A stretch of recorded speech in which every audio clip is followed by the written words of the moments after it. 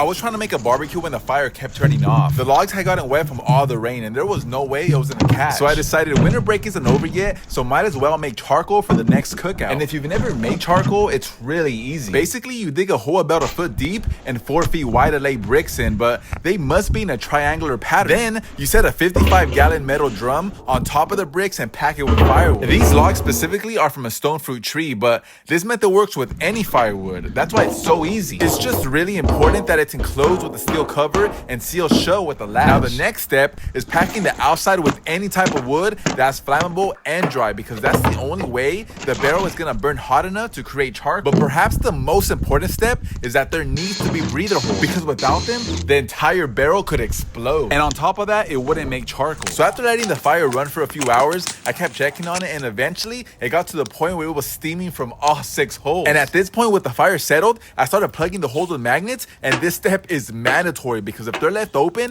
the wood will burn all the way down to ashes because it would still be getting oxygen. So I called it at night, and the next morning came back to check on it and seen that it rained, so I was nervous. But surprisingly, it burned through enough to make charred wood, and there was even some pieces that were able to be broken in half. It's not exactly what I wanted, but it's more than enough to be the perfect fire starter for a barbecue. And to prove it, that afternoon I grilled some using the wood, and it made some of the best coals I've ever seen. And the tacos weren't that bad either.